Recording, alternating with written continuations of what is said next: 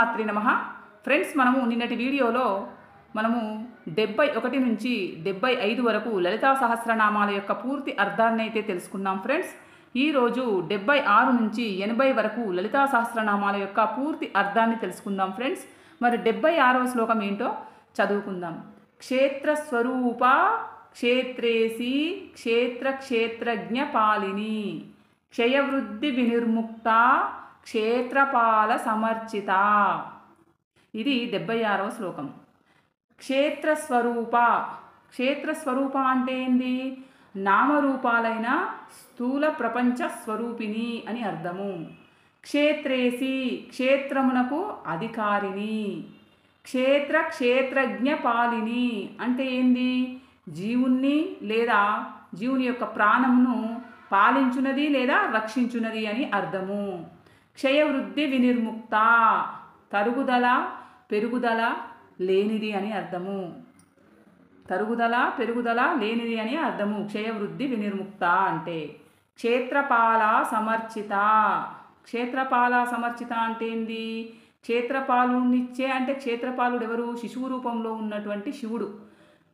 శిశువు రూపంలో ఉన్నటువంటి శివుడు అని అర్థము. క్షేత్రపాలునిచే అర్చింపబడునది అని అర్థము. క్షేత్రపాలునిచే అర్చింపబడునది అని అర్థము. ఇది 76వ శ్లోకము. తర్వాత 77వ శ్లోకము. 77వ శ్లోకం ఏంటి మరి?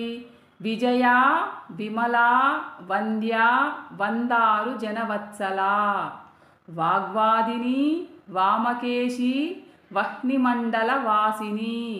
ఇది 77వ శ్లోకము. మరి దీని యొక్క అర్థం ఏంటి? విజయ అంటే ఏంది? విశేషమైన జయమును కలిగినది అని అర్థము. విమల అజ్ఞానము లేనటువంటిది అని అర్థము. వంద్య అంటే ఏంది మరి? ప్రతి వారిచే నమస్కరింప తగినది అని అర్థము. వందారు జనవత్సల అంటే ఏంది? తనని స్తుతించేవారి యందు తనను నమస్కరించేవారి యందు అమితమైన వాత్సల్యము గలది అని అర్థము. వాగ్వాదిని అంటే ఏంటి? వాగ్వాదిని అంటే వాక్కులను చక్కగా వ్యక్తపరచుటకు ప్రేరణ ఇచ్చునది అని అర్థము. వామకేశి అందమైన జుట్టు గలది అని అర్థము. వామకేశి అంటే ఏంది? అందమైన జుట్టు గలది అని అర్థము. వహ్నిమండల వాసిని అగ్నిమండలం నందు నివసించునది అని అర్థము.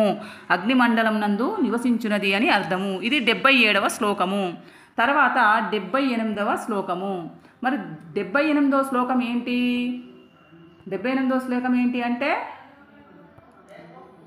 భక్తి మత్కల్ప లతిక పశుపాశ విమోచని సంహృతాశేష పాషాండ సదాచార ప్రవర్తిక. ఇది 78వ శ్లోకము. భక్తి మత్కల్ప లతిక అంటే ఏంది? భక్తజనులకు కల్పతల్లివలే కోరికలు తీర్చునది అని అర్థము. భక్తజనులకు కల్ప తల్లివలే కోరికలు తీర్చునది అని అర్థము. పశుపాశ విమోచని అంటే ఏంది? సంసార బంధనాలలో బంధ విముక్తులను చేయునది అని అర్థము. సంహృతాశేష పాషాండ అంటే పాషాండము అంటే వేదరహితమైన ఆచారాలను పాటించువాడు. వేదరహితమైనటువంటి ఆచారాలను పాటించే వారిని సంహరించేది అని అర్థము. సదాచార ప్రవర్తిక అంటే ఏంటి మరి? సదాచారములను పాటించునట్లు చేయునది. సదాచార ప్రవర్తిక అని అర్థము. 79వ శ్లోకం. 79వ శ్లోకం ఏంటి మరి? తాపత్రయాగ్ని సంతప్త సమర్లాదన చంద్రిక తరుణీ తాపసారాధ్య తనుమధ్య తమోపహ. ఇది 79వ శ్లోకం. తాపత్రయాగ్ని సంతప్త సమర్లాదన చంద్రిక అంటే ఏంది? ఆధ్యాత్మికత, ఆది భౌతిక, ఆది దైవిక అనే 3 తాపములచే బాధపడే వారికి ఆనందాన్నిచ్చే చంద్రుని వంటిది అని అర్థము. తరుణి ఎప్పుడూ యవ్వనంగా ఉండునది అని అర్థము. తాపసారాధ్య అంటే ఏంది? తపస్సు చేయువారిచే ఆరాధించబడినది అంటే మునీశ్వరులచే ఋషీశ్వరులచే ఆరాధించబడుచున్నది అని అర్థము. తనుమధ్య అంటే సన్నని నడుముగలది అని అర్థము. తమోపహ చీకటిని లేదా అజ్ఞానమును పోగొట్టునది అని అర్థము. ఇది 79వ శ్లోకము. తర్వాత 80వ శ్లోకము. చితి సత్పద లక్ష్యార్థ చిదేక రసరూపిణి స్వాత్మానందల విభూత బ్రహ్మాద్యానంద సంతతి. ఇది 80వ శ్లోకం. చితి అంటే ఏంది? జ్ఞానానికి ప్రతిరూపమైనది. తత్పద లక్ష్యార్థ అంటే తత్ అనే పదానికి సూచనార్థకమైన అర్థము గలది అని అర్థము. చిదేక రసరూపిణి జ్ఞాన చైతన్యమే ఒకే ఒక రసముగా గలది అని అర్థము. స్వాత్మానందల విభూత బ్రహ్మాద్యానంద సంతతి అంటే ఏంది? తాను పొందే ఆనందముతో కొంచెమైన బ్రహ్మానందము, ప్రజాపతి ఆనందము మొదలైన ఆనందముల సమూహము గలది అని అర్థము.